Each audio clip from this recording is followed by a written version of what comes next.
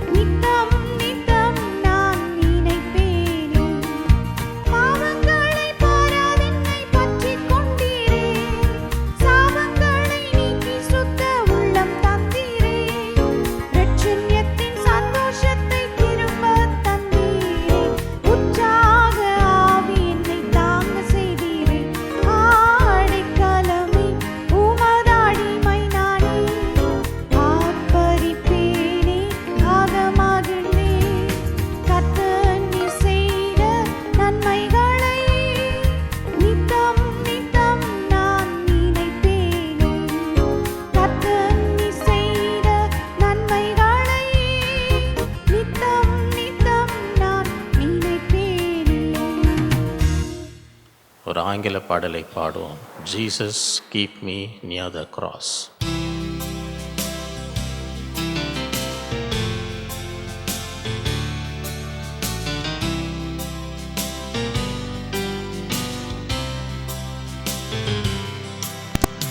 Jesus keep me near the cross. There's a fountain, free to all, a healing stream flows from Calvary's mountain. In the cross, be my glory ever, till my ransom soul shall find rest beyond the river. Near the cross, a trembling soul, love and mercy found me. There the bright and morning star shed his beams around me. In the cross, be my glory ever, till my ransom soul shall find rest beyond the river. Near the cross I'll watch and wait, hoping, trusting ever, till I reach the golden strand, just beyond the river. In the cross, be my glory ever, till my ransom soul shall find rest beyond the river.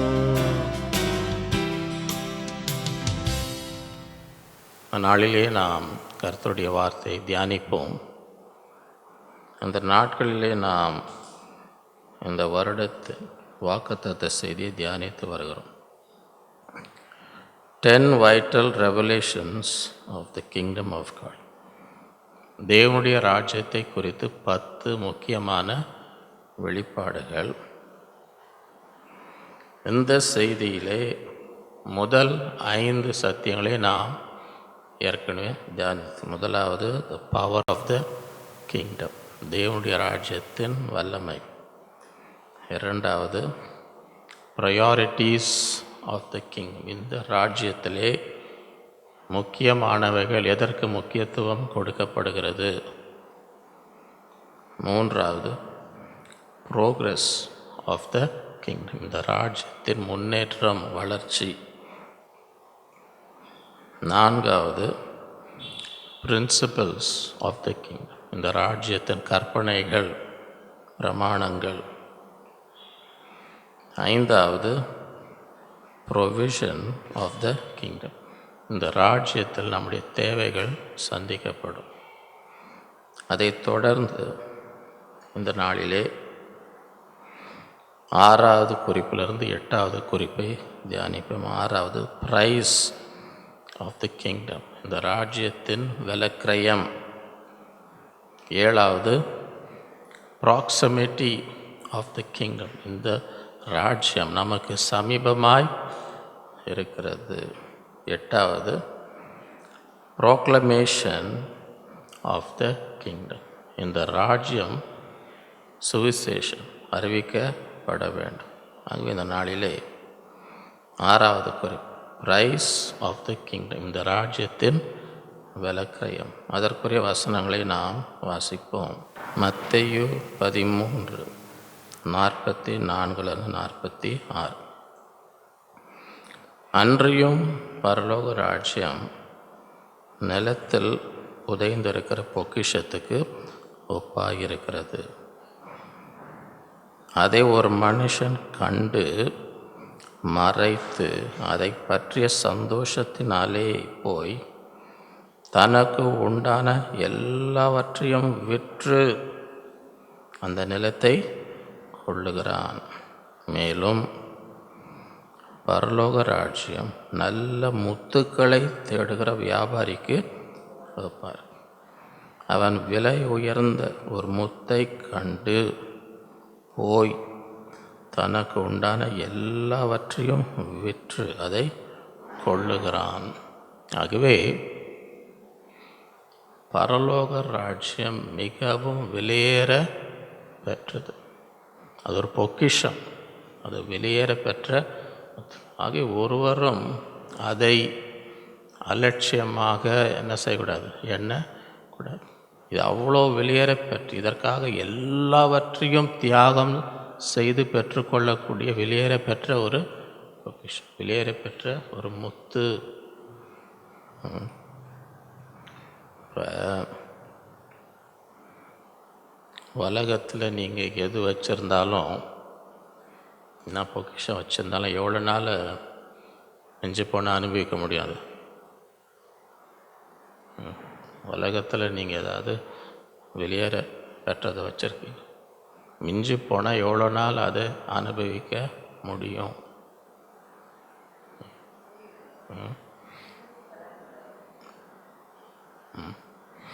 இப்போ ஏற்கனவே நான் கேட்டிருக்கேன், எத்தனை பேருக்கு 100 வயசு வரைக்கும் உலகத்தில் இருக்கணுன்ற ஆசை இருக்குது? 100 வயசு வரைக்கும் இந்த பாடு நிறைந்த உலகத்தில், சரியா, உலகத்தில் உங்களுக்கு உபத்திரம் உண்டு என்று ஆண்டவர் சொல்லியிருக்கு. இந்த உலகத்தில் 100 வயசு வரைக்கும் நான் இருக்கணும் அப்படின்னு எத்தனை பேருக்கு ஆசை இருக்குது? பாருங்க, கேட்கும் போதே ஒரு அமைதி வருது. அப்படின்னா நீங்கள் எந்த பொக்கிஷம் வச்சுருந்தாலும் மிஞ்சி போனால் எத்தனை வருஷம் அனுபவிக்க முடியும்? நீங்கள் 100 வயசு இருந்தால் கூட அவ்வளோதான் அனுபவிக்க முடியும். ஆனால் இந்த ராஜ்யம் நித்திய, இந்த பொக்கிஷம் நித்தியம் நித்தியம் நித்தியமாக என்ன செய்ய முடியும்? அனுபவிக்க. அதனால்தான் இந்த ராஜ்யம் வெளியேற பெற்ற முத்து, வெளியேற பெற்ற பொக்கிஷம். இதற்காக நீங்கள் எல்லாவற்றையும் தியாகம் பண்ணால் கூட அது நேர்த்தியான ஒரு காரியமாக காணப்படும். ஆகவே இந்த நாட்களிலே அதை நாம் உணர்ந்து கொள்ள வேண்டும். மார்க் 8:34-30. பின்பு அவர் ஜனங்களையும் தம்முடைய சீஷர்களையும் தம்மிடத்தில் அழைத்து, ஐயா கூப்பிட்றாருங்க, ஐயா தம்மிடத்தில் அழைத்துனா என்ன அர்த்தம்? ஜனங்களையும் சீஷர்களையும் என்ன செய்கிறார்? தம்மிடம் அழைத்து. ஐயா கூப்பிட்றாரு, வாங்க வாங்க வாங்கன்னு ரொம்ப ஆவலாக வந்தாங்கன்னு வைங்க. கூப்பிட்டு என்ன சொன்னார்? உங்களுக்கு எல்லாம் ஒரு லட்டு கொடுக்குறேன், ஒரு அல்வா கொடுக்குறேனாரா?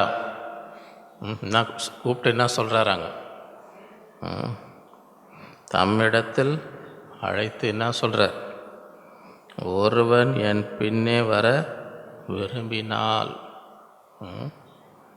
என்ன செய்யணும்? அவன் தன்னைத்தான் வெறுத்து தன் சிலுவையை எடுத்துக்கொண்டு என்னை பின்பற்ற கடவன். ஆகவே ஆண்டவர் சிலுவையிலே மரித்தார், ஆண்டவர் நமக்காக பாடுபட்டார். அதோட முடியல. ஆண்டவர் என்ன சொல்லுகிறார்? ஒவ்வொருவருக்கும் என்ன இருக்கு? சிலுவை இருக்கு. அவனவன் தன்னைத்தான் தன் சிலுவை. அப்படின்னா என்ன அர்த்தம்? எல்லாருக்கும் ஒரே சிலுவை கிடையாது. எல்லாருக்கும் ஒரே தன் சிலுவை. அங்கே ஒவ்வொருவரும் சுமக்க வேண்டிய சிலுவை உண்டு. அதை சுமந்து கொண்டு என்ன எடுத்துக்கொண்டு என்னை பின்பற்ற. தன் ஜீவனை ரட்சிக்க விரும்புகிறவன் அதை இழந்து போ. என் நிமித்தமாகவும் சுவிசேஷத்தின் நிமித்தமாகவும் தன் ஜீவனை இழந்து போகிறவன் அதை ரட்சித்து. ஆகவே என்னை காப்பாற்றிக்கணும் அப்படின்னு முயற்சி செய்கிறவங்க அதை என்ன செய்வோம்? இழந்து. நான் எனக்காக சுவிசேஷ ஜீவனை யார் தியாகம் பண்ணுகிறார்களோ அவர்களாம் அந்த ஜீவனை பெற்றுக்கொள்வார்கள். காப்பாற்றும். மனுஷன் உலகம் முழுவதையும் ஆதாயப்படுத்தி கொண்டாலும் தன் ஜீவனை நஷ்டப்படுத்த அவனுக்கு லாபம் என்ன? பிசாசு உங்ககிட்ட வரான்னு வைங்க. பிசாசு உங்ககிட்ட வந்து என்ன சொல்கிறோம்? உலகத்தில் இருக்க எல்லா பணமும் உனக்கு தர, அது மாத்திரம் உலகத்தில் இருக்க எல்லா சொத்தும் உனக்கு தான். சரியா? ஆனால் நீ நித்தியமாக என்னோட நரகத்தில் இருக்கணும் அப்படின்னு சொல்கிறான்னு வைங்க. இது கொஞ்சம் நெஞ்சம் இல்லை, எல்லா பணமும் உலகத்தில் இருக்க எல்லா பணமும் உனக்கு தான். சரியா? தமிழில் என்ன பழமொழி சொல்லுவாங்க? பணம்னா யார் வாய் திறக்குமோ? பணம்னா யாருக்கு வாய் திறப்பாங்களாம்? பணம்னா பிணமும் வாய் திறக்கும். பிசாசு வந்து சொல்கிறான், ஐயோ உலகத்திற்கு அத்தனை பணமும் உனக்கு தான் சொல்கிறான்னு. எனக்கு சொத்து வேணும், உலகத்திற்கு அத்தனை சொத்தும் உனக்கு தான். சரியா? ஆனால் நித்தியமாக நீ எங்கே இருக்கணும்? நரகத்தில் இருக்கணும் அப்படின்னு சொன்னான்னா, கொடு அதை கொடுப்பா, அதுதான் எனக்கு வேணும், பணம் தான் வேணும், சொத்து தான் எனக்கு வேணும், எல்லாத்தையும் கொடு, அது பரவாயில்ல, நரகத்தில் இருந்தால் பரவாயில்ல அப்படின்னு சொல்கிற அறிவாளிங்க இங்கே யாருன்னா இருக்கிறீங்களா? கொடு என் ஆத்மாவை நஷ்டமானா பரவாயில்ல, நித்தியமாக நான் நரகத்தில் இருந்தால் பரவாயில்ல, கொடு, பணத்தை கொடு, சொத்தை கொடு. அதுதான் ஆண்டவர் கேட்குறார். மனுஷன் உலகம் முழுவதையும், அப்படின்னா என்ன? உலகம் முழுவதுன்னா அப்புறம் எல்லா பணமும் உங்களுக்கு தான், எல்லா சொத்தும் உலகம் முழுவதையும் ஆதாயப்படுத்தி கொண்டாலும் தன் ஜீவனை நஷ்டப்படுத்தினால் அவனுக்கு லாபம் என்ன? மனுஷன் தன் ஜீவனுக்கு ஈடாக எண்ணத்தை கொடுப்பான். ஆதலால் விபச்சாரமும் பாவமுள்ள இந்த சந்ததியில் என்னை குறித்தும் என் வார்த்தைகளை குறித்தும் எவன் வெட்கப்படுகிறானோ, வெட்கப்படுவன் அவனை குறித்து மனுஷகுமாரனும் தமது பிதாவின் மகிமை பொருந்தியாக பரிசுத்த தூதர்களோடு வரும்பொழுது வெட்கப்படுவார். இந்த உலகத்தில் பாவம் நிறைந்த ஒரு ஆண்டவருக்காக சாட்சியாக, ஆண்டவரை குறித்து சாட்சியாய் இருப்பதற்கு, ஆண்டவரை குறித்து சாட்சி சொல்வதற்கு வெட்கப்பட்டால் என்ன நடக்குமா? நானும் மகிமையோடு வரும்போது அவனை குறித்து என்ன செய்யும்? வெட்கப்படுவேன். லூக்கா 14:25-33. பின்பு அநேக ஜனங்கள் அவரோடு கூட பிரயாணமாய் போகையில் அவர்களிடமாய் அவர் திரும்பி பார்த்து, இப்போ சோஷியல் மீடியா இருக்குன்னு வைங்களேன், எல்லாருக்கும் என்ன வேணும்? சோஷியல் மீடியாவில் இருக்கிறவங்களுக்கு என்ன ஆசை? நிறையா ஃபாலோவர்ஸ். ஆசை இருக்குதா இல்லையா? சோஷியல் மீடியாவில் இருக்க என்ன ஆசை? நிறையா ஃபாலோவர்ஸ், நிறைய காசும் கிடைக்கும். ஆகவே அப்படி இருக்கும்பொழுது அவங்கள பார்த்து ஆண்டவர் சொன்ன மாதிரி யாருன்னா சொல்லுவாங்கன்னு நினைக்கிறீங்களா? பின்பு அநேக ஜனங்கள் அவரோடு கூட பிரயாணமாய் போகல அவர்களிடமாய் அவர் திரும்பி பார்த்து விட்றாதப்பா, ஆளுங்களை விட்றாத. என்ன சொல்கிறார்? யாதொருவன் என்னிடத்தில் வந்து தன் தகப்பனையும் தாயையும் மனைவியையும் பிள்ளைகளையும் சகோதரனையும் சகோதரிகளையும் தன் ஜீவனையும் வெறுக்காவிட்டால் எனக்கு சீஷனாய் இருக்க மாட்டான். இன்றைக்கி யாருன்னா சொல்லுவாங்களா? தங்களை திரளாக ஜன பின்னால் வந்தால் அவங்கள பார்த்து இப்படி சொல்லுவாங்களா? சொன்னால் என்ன ஆகும்னு நினைக்கிறீங்க? தன் சிலுவை சுமந்து கொண்டு எனக்கு பின் செல்லாதவன் எனக்கு சீஷனாய் இருக்க மாட்டான். உங்களில் ஒருவன் ஒரு கோபுரத்தை கட்ட மனதாக இருந்து அஸ்திபாரம் போட்ட பின்பு முடிக்க திராணி இல்லாமல் போனால் பார்க்கிறவர்கள் எல்லாரும் இந்த மனுஷன் கட்டத் தொடங்கி முடிக்க திராணி இல்லாமல் போனான் என்று சொல்லி தன்னை பரியாசம் பண்ணாதபடிக்கு அதை கட்டி தீர்க்கிறதுக்கு தனக்கு நிர்வாகம் உண்டோ இல்லையோ என்று முன்பு அவன் உட்கார்ந்து செலவை கணக்கு பாராமல் இருப்பானோ? இதுலேருந்து என்ன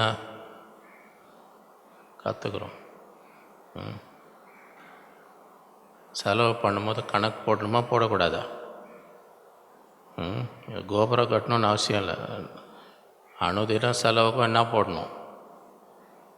கணக்கு. சில பேர் என்னங்க ஆச்சு, நேற்று தானே எல்லாம் போயிடுச்சுங்க, எங்கே போச்சுன்னே தெரிலங்க.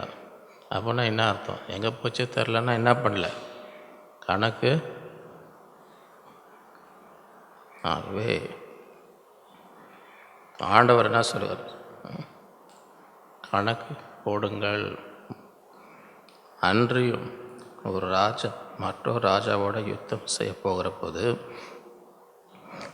தன்மேல் 20,000 சேவரோடு வருகிற அவனை தான் 10,000 சேவரை கொண்டு எதிர்க்கக்கூடுமோ கூடாதோ என்று முன்பு உட்கார்ந்து ஆலோசனை பண்ணாமல் இருப்பான்.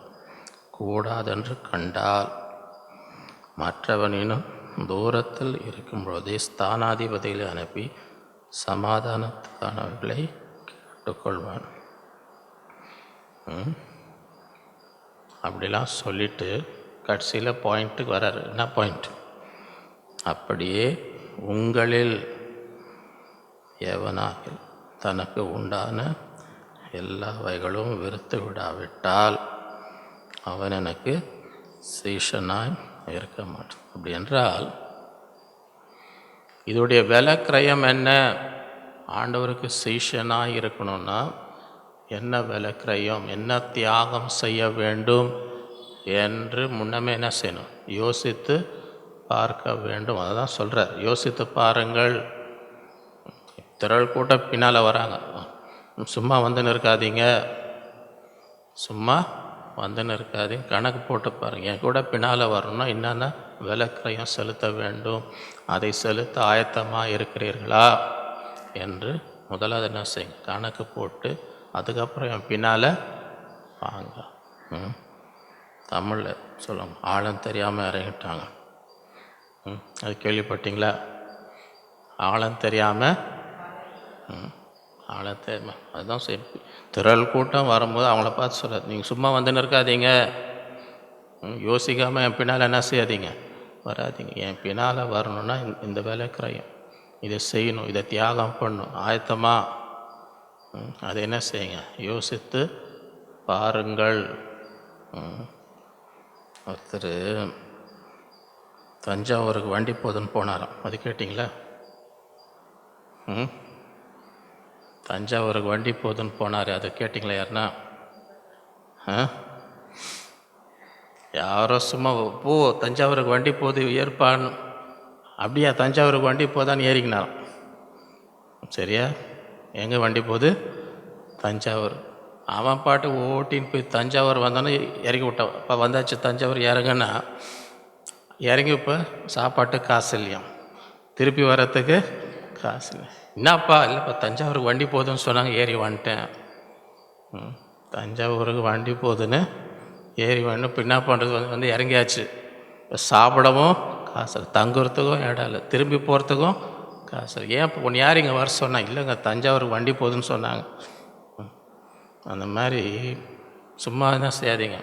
அதான் சொல்கிறேன், திரள் ஜனம் பின்னால் வரதை பார்த்து சும்மா வராதிங்க. விளக்குறையும் அதை உணருங்க. என் பின்னால் வந்தால் என்ன செய்யணும்? சிலுவை எடுத்து வரணும்.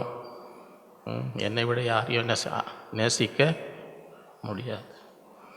அதுவே இந்த நாட்களில் இந்த ப்ரைஸ், இந்த ராஜ்யத்துக்கு விலைக்கிரயம் உண்டு.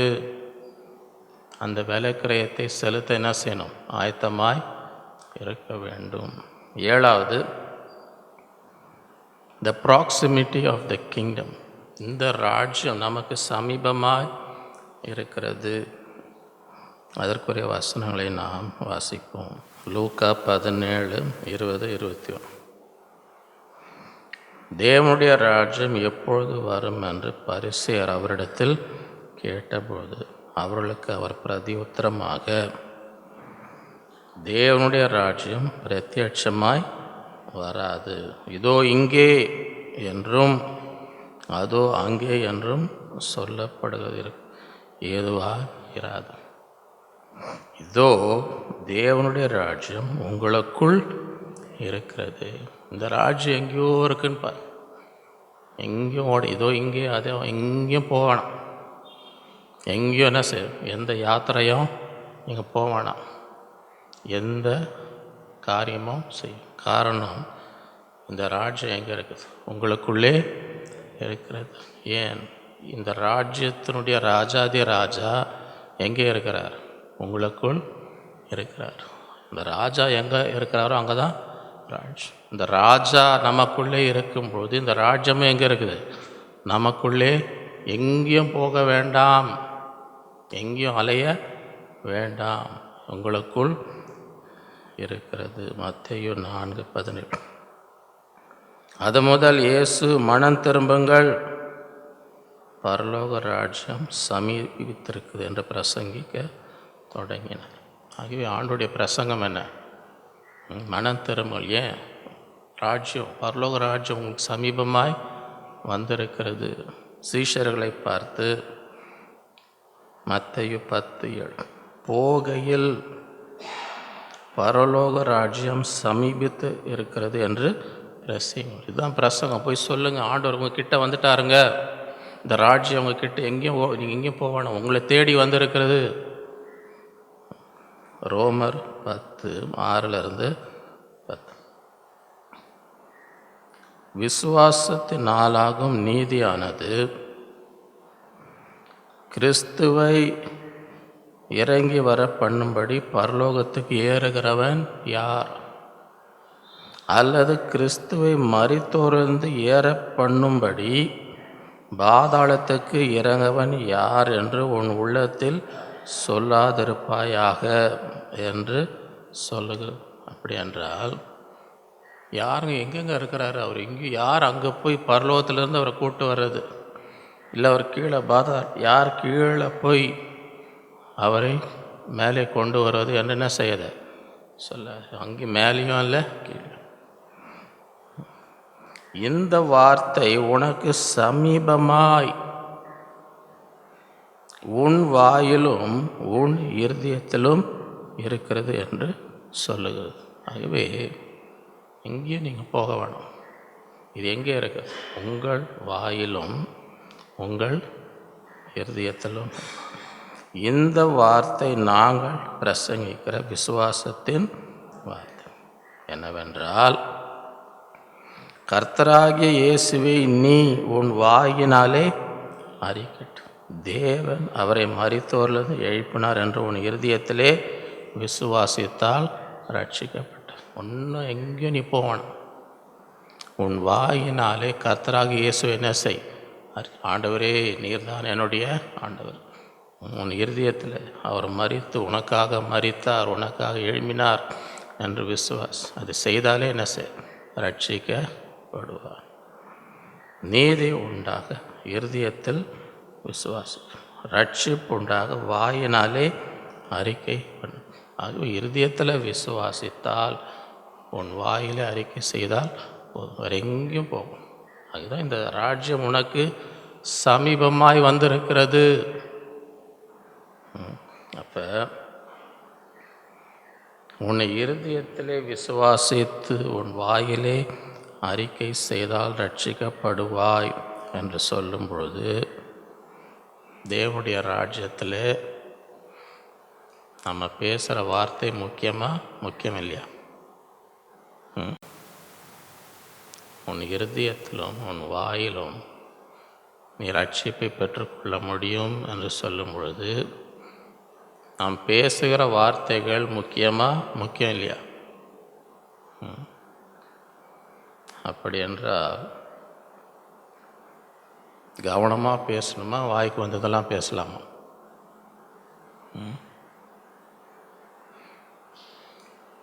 நீதிமொழியில் ஜீவனும் மரணமும் எங்கே இருக்கணும்? நாவின். நாம் பேசுகிற வார்த்தைகளில் ஜீவனும் உண்டாகலாம், மரணமும் உண்டாகலாம். ஆகவே எப்பொழுதுமே நாம் பேசுகிற வார்த்தைகள் ஆசீர்வாதத்தை கொண்டு வருகிற வார்த்தைகளாய் இருக்க வேண்டும். நீங்கள் பழைய ஏற்பாட்டில் பார்த்தீங்கன்னா அவங்க என்ன பண்ணுறாங்க? யோசேப்பு தன் பிள்ளைகளை கொண்டு வந்து தன் தகப்பனிடத்தில் என்ன செய்வார்?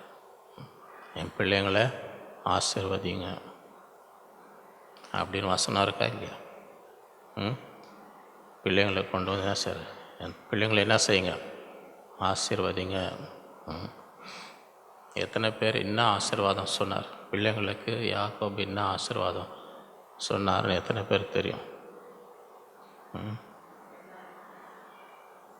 பிள்ளைகளை பார்த்து யோசேப்பு இந்த 2 பிள்ளைங்களை கொண்டு வரும்பொழுது யாக்கோபு அந்த பிள்ளைகளை பார்த்து என்ன ஆசீர்வாதம் கூறினார்? என்ன சொன்னார்? என் பிதாக்களாகிய ஆபிரகாமும் ஈசாக்கும் வழிபட்டு வணங்கிய தேவனும், நான் பிறந்த நாள் முதல் என்னை ஆதரித்த தேவனும், என்னை எல்லா தீங்குக்கு விடுவித்த தூதனும் இந்த பிள்ளைகளை ஆசீர்வதிக்கவே. என்னை ஆதரித்த தேவன், என்னை பாதுகாத்த தேவன், அதெல்லாம் ஆசீர்வாதம் இந்த பிள்ளைகளுக்கு கொடுக்க. இந்த நாட்களிலே எப்பொழுதும் என்ன செய்யணும்? ஆசீர்வாதங்களை கூற வேண்டும். ஏன்னா ரட்சிப்பே நம்ம இருதயத்தையும் வாயிலிருந்தால் வருகிறது. ஆகவே நாவின் வார்த்தைகளை மிக கவனமாய் இருக்க வேண்டும். 8வது, the proclamation of the kingdom. தேவனுடைய ராஜ்யத்தின் சுவிசேஷம் பூலோகம் எங்கும் பிரசங்கிக்கப்படும். அதற்குரிய வசனங்களை நாம் வாசிப்போம். மத்தேயு 24:14. ராஜ்யத்தினுடைய இந்த சுவிசேஷம் பூலோகம் எங்கும் உள்ள சகல ஜாதிகளுக்கும் சாட்சியாக பிரசங்கிக்கப்படும். அப்போது முடிவு. அநேகருக்கு எப்போ முடிவு வரும்? இன்னும் அடையாளம் அந்த அதிகாரத்தில் பார்க்கும்போது பூமி அதிர்ச்சிகள், கொள்ளை நோய்கள், யுத்தங்கள், இதெல்லாம் வேதனைகளுக்கு ஆரம்பம், முடிவு உடனே வராது. இதெல்லாம் பூமி அதிர்ச்சி வந்தது, கொள்ளை நோய் வருது, இதெல்லாம் ஆரம்பம். வேதனைக்கு ஆரம்பம், முடிவு உடனே. எப்போ முடிவு வரும்? ராஜ்யத்தினுடைய இந்த சுவிசேஷம் உலகம் எங்கும் உள்ள சகல ஜாதிகளும் சாட்சியாக அப்பொழுது முடிவு. ஆகவே இந்த ராஜ்யம் உலகம் முழுவதும் என்ன செய்யணும்? அறிவிக்கப்பட வேண்டும். எல்லாருக்கும் சாட்சியாக தேவனுடைய ராஜ்யம். இந்த ராஜ்யத்துக்குள்ளே வந்து விடுங்கள், இது நித்திய ராஜ்யம். இந்த சுவிசேஷம் எல்லாருக்கும், பூமியில் இருக்க அனைவருக்கும் என்ன செய்யணும்? சாட்சியாக பிரசங்க. அப்பொழுது முடிவு. மத்தேயு 28:18-20. அப்பொழுது இயேசு சமீபத்தில் வந்து அவர்களை நோக்கி, வானத்திலும் பூமியிலும் சகல அதிகாரமும் எனக்கு கொடுக்கப்பட்டிருக்கு. ஆகவே முதலாவது என்ன சொல்லுகிறார்? வானத்திலும் பூமி எல்லா அதிகாரம் என் கையில் தான் எனக்கு கொடுக்கப்பட்டிருக்கிறது. ஆகையால் அப்படின்னா என்ன அர்த்தம்? இந்த எல்லா அதிகாரம் என்னிடத்தில் இருக்கிறபடியால், வானத்திலும் பூமியிலும் எல்லா அதிகாரம் எனக்கு கொடுக்கப்பட்டிருக்கிறபடியால், இந்த அதிகாரத்தோடு ஆகையால் நீங்கள் புறப்பட்ட சகல ஜாதிகளையும் சீஷராக்கி, பிதா குமாரன் பரிசுத்தாவின் நாமத்தில் அவருக்கு ஞானஸ்தானம் கொடுத்து, நான் உங்களுக்கு கட்டளையிட்ட யாவையும் அவர்கள் கை கொள்ளும்படி அவர்களுக்கு உபதேசம். இதோ உலகத்தின் முடிவை சகல நாட்களில் நான் உங்களுடனே கூட இருக்கேன்.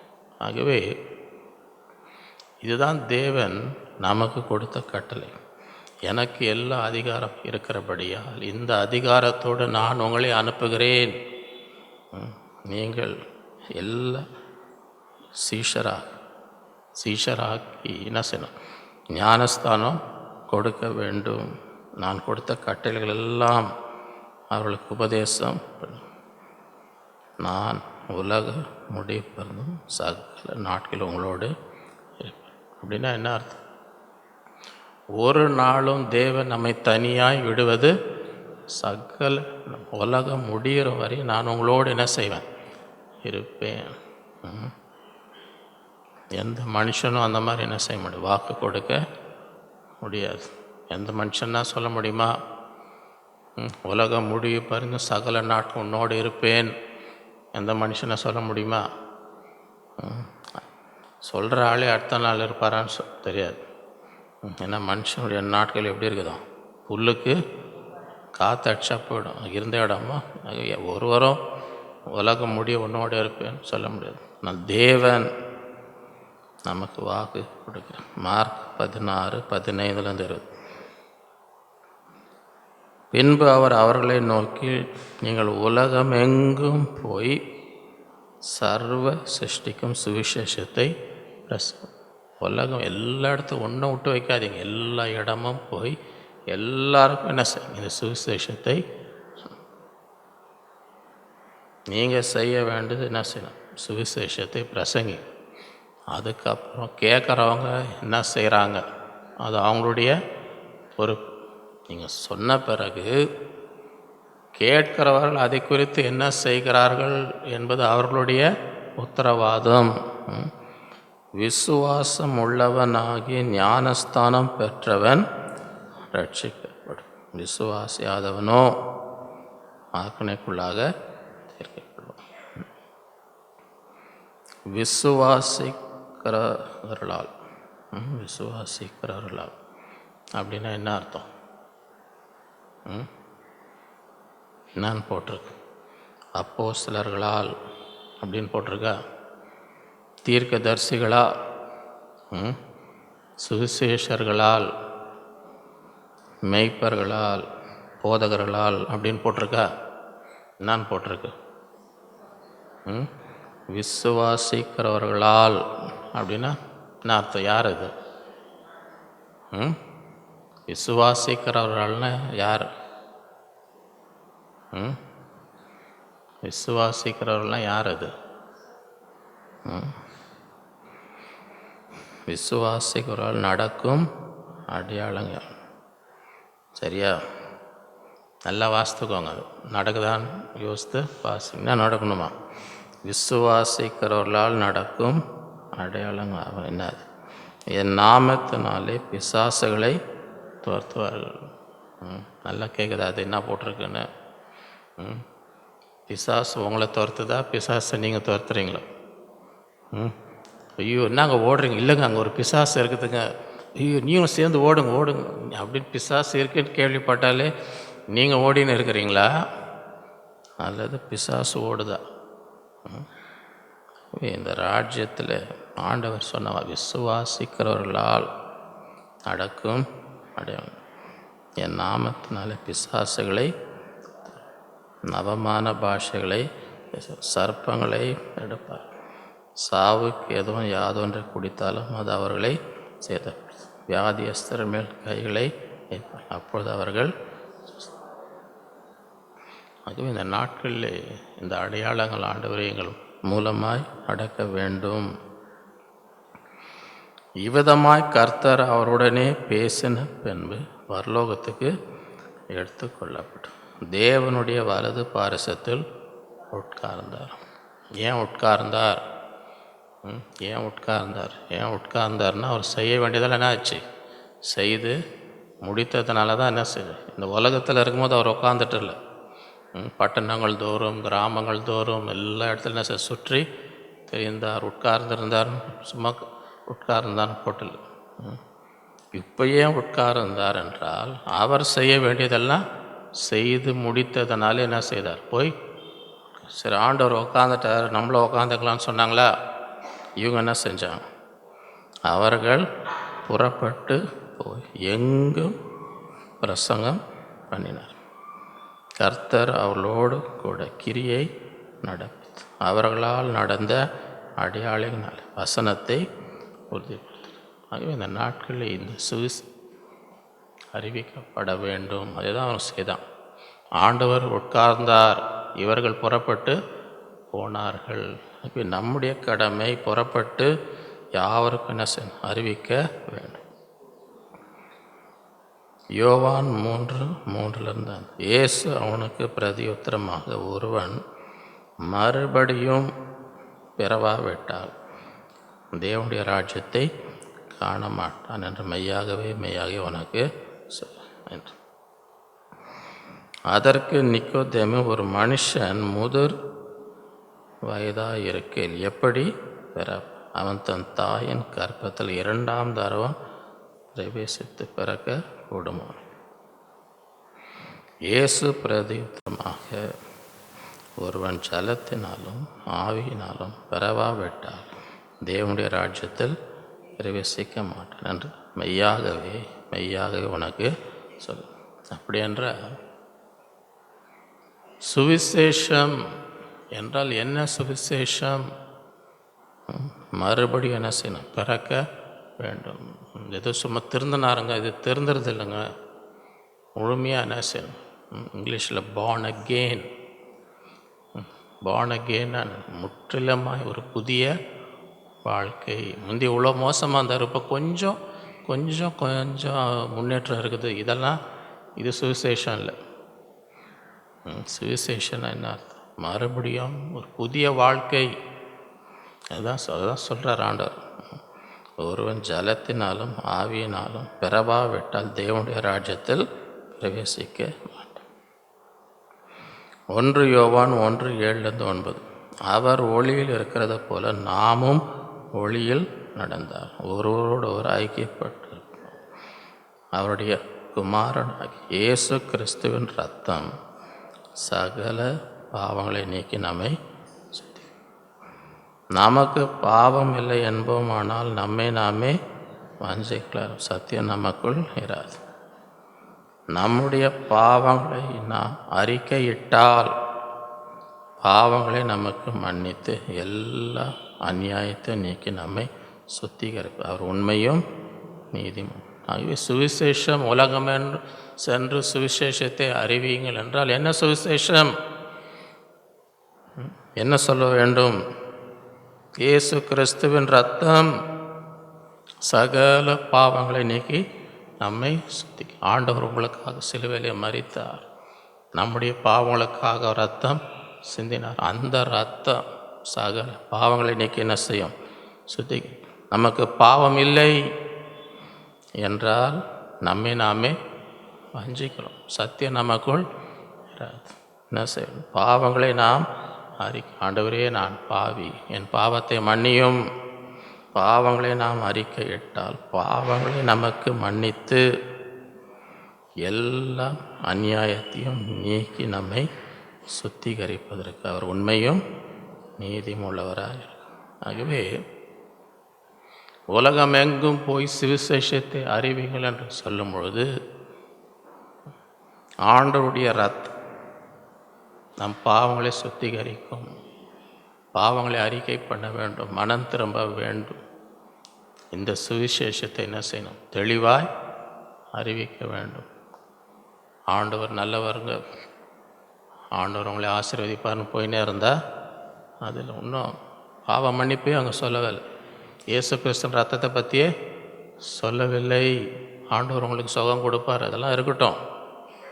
ஆண்டவர் சுகம் கொடுப்பார், ஆசீர்வாதம் எல்லாம் இருக்கட்டும். ஆனால் சுவிசேஷம் அதோடைய அஸ்திபாரம் என்ன, அதை தெளிவாக என்ன செய்யணும்? சொல்ல வேண்டும். ஆண்டோடைய ரத்தத்தை குறித்து, அதன் சுத்திகரிப்பை குறித்து, மனம் திரும்புதை, பாவத்தை அறிக்கை செய், ஆண்டவரை விசுவாசி. அப்படி தெளிவான சுவிசேஷத்தை என்ன செய், உலகம் எங்கும் அறிவிக்கப்பட வேண்டும். இந்த நாட்களிலே அப்படிப்பட்டவர்களாக நாம் ஒவ்வொருவரும் இந்த உலகத்திலே ஆண்டவருக்கு சாட்சியாக வாழும்படி கர்த்தர் நமக்கு கிருபை செய்வாராக. நாம் ஜெபிப்போம். அன்புள்ள ஆண்டவரே, உம்மை துதிக்கிறோம், உம்மை ஸ்தோத்தரிக்கிறோம். இந்த நாளில் உம்முடைய பிள்ளைகளாய் கூடி உம்மை ஆராதித்து உம்மை பாடி உம்மை தொழுது கொள்ளும்படி நம்முடைய இருதயத்தை ஊற்றி ஜெபிக்கும்படி அந்த கிருபைக்காக உம்மை ஸ்தோத்திரிக்கிறோம். எங்களோட பேசின ஒவ்வொரு வார்த்தைக்காக உம்மை ஸ்தோத்திரிக்கிறோம். அந்நாட்களிலே தேவனுடைய ராஜ்யம் வெளியேறப்பெற்ற ஒரு பொக்கிஷம், வெளியேறப்பெற்ற முத்து, அந்த உணர்வை இந்த நாட்களில் ஆழமாக எங்கள் இருதயத்தில் நீர் கட்டளையிடுகிறார். நம்முடைய ராஜ்யத்தை அலட்சியமாக அசட்டை செய்யாதபடி எவ்வளோ வெளியேறப்பெற்றது என்பதை ஒவ்வொரு நாளும் உணர்ந்து உமக்காக ஜீவிக்கும்படி, உம்மை பின்பற்றும்படி, உலகம் முழுவதையும் ஆதாயப்படுத்தி கொடு. ஜீவனை நஷ்டப்படுத்தின லாபம் என்ன என்ற ஒரு உணர்வை இந்த நாட்களிலே எங்களுக்கு நீர் கட்டளையிட வேண்டுமாய் ஜெபிக்கும். தேவனுடைய ராஜ்யம் எங்களுக்கு சமீபமாக, இந்த ராஜ்யம் எங்களுக்குள்ளே இருக்கிறபடியால் உம்மை ஸ்தோத்திரிக்க. நீர் ராஜாவா எங்கள் இருதயத்திலே நீர் இருக்கிற தயவுக்காக உம்மை ஸ்தோத்தரிக்கிறோம். இந்த நாட்களிலே எங்கள் இருதயத்திலே ஆண்டவராகிய இயேசு கிறிஸ்து எங்களுக்காக மரித்தார், உயிர்த்திருந்தார் என்று விசுவாசித்து எங்கள் வாயினாலே அவரை அறிக்கை செய்யும்போது ரட்சிக்கப்படுகிறோம். இந்த சத்தியத்தை ஒவ்வொருவரும் உணர்ந்து உம்மை அறிக்கை செய்யும்படி, உம்மை விசுவாசிக்கும்படி கிருபை தர வேண்டுமாய் ஜெபிக்கிறோம். இந்த ராஜ்யத்தின் சுவிசேஷ உலகம் எங்கும் அறிவிக்கும்படி ஒரு சாட்சியாக அப்பொழுது முடிவு வரும் என்று நீர் சொன்னீர். இந்த கடைசி காலத்திலே நாங்கள் ஒவ்வொருவரும் உமக்கென்று சாட்சிகளாக, ஆத்மாக்களை இந்த ராஜ்யத்துக்குள் கொண்டவர்களாக, உம்முடைய நாமத்திலே உம்முடைய வல்லமை வழங்க பண்ணுகிறவர்களாக எங்களுக்கு கிருபை தர வேண்டுமாய் ஜெபிக்கிறோம். இயேசு கிறிஸ்துவின் ரத்தம் சகல பாவங்களை நீக்கி சுத்திகரிக்கிற இந்த சத்தியத்தை இந்த நாட்களில் தெளிவாக ஒவ்வொருவரும் அறிந்து கொள்ளும்படி எங்களுக்கு கிருபை தருவீராக. பாவம் இல்லை என்போம்னால் எங்களை வஞ்சித்து கொள்கிறோம். பாவங்களை அறிக்கை செய்யும், எல்லா அநீதிகளை நீக்கி எங்களை மன்னித்து சுத்திகரிக்கிறீர். உண்மை உள்ள தேவன். இந்த நாட்களில் இந்த சுவிசேஷத்தை ஒவ்வொருவருக்கும் அறிவிக்கும்படி, இந்த உலகத்திலே அழிந்து போகும் ஆத்துமாக்கள் இதை அறிவிக்கும்படி எங்கள் ஒவ்வொருவருக்கும் நீர் கிருபை தர வேண்டுமாய் ஜெபிக்கிறோம். அந்த நாளில் வந்த ஒவ்வொருவரையும் நீர் ஆசீர்வதி, ஒவ்வொருடைய தேவைகளை சந்தி, குறைவெல்லாம் நிறைவாக்கும், கையின் பிரயாசங்களை ஆசீர்வதி, அதை எதிர்பார்க்கிற ஆசீர்வாதங்களை அந்த நாட்களில் எல்லா தடைகளை உடைப்பீராக, எல்லா தாமதங்களை உடைத்து அதை பெற்றுக்கொள்ளும்படி நீர் செய்கிறார். ஒவ்வொருவருக்கும் நல்ல சுகம்பலம் தரும், எல்லா பலவீன நோய்களை முற்றிலுமாக அகற்றிக் கொள்கிறார். குடும்பத்திலே சமாதானம் சந்தோஷத்தை கட்டளையிடும், இருதயத்தின் பாரங்கள் எல்லாம் நீக்குகிறார். தெய்வ சமாதானம் தெய்வ சந்தோஷம் ஒவ்வொருவரையும் நிரப்பட்டு எல்லா தீமைக்கும் பொல்லாப்புக்கும் விலைக்கும் இரத்த கோட்டைகளை மறைத்து கொள்ளும். ஆசீர்வதி எல்லா துதிக நமக்கு செலுத்துகிறோம். இயேசுவின் மூலம் பிதாவே, நம்முடைய கர்த்தராகிய இயேசு கிறிஸ்துவின் கிருபை, பிதாவாகிய தேவனுடைய பரிசுத்தாவின் அந்யோன்ய ஐக்கியம் நம் அனைவரோடும் என்றும் சதா காலம் இருப்பதாக. ஆமென்.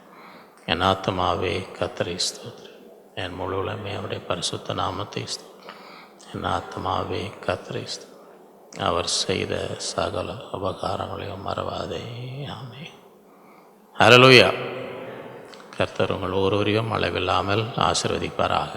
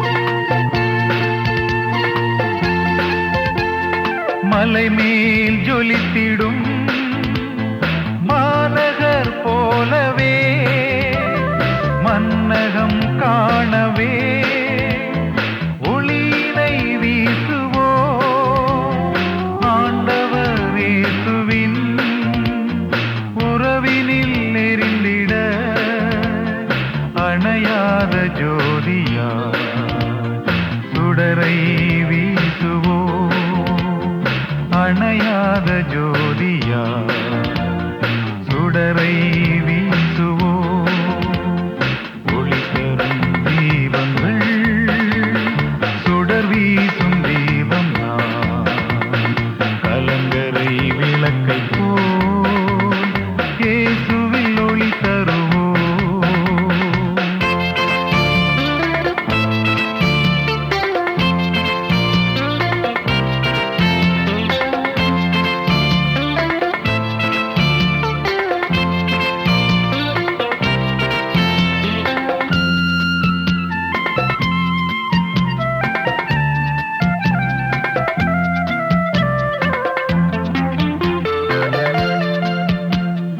இருளை நீக்கிட ஒளியாய் வந்தவர் அருள் நிறை ஒளியினை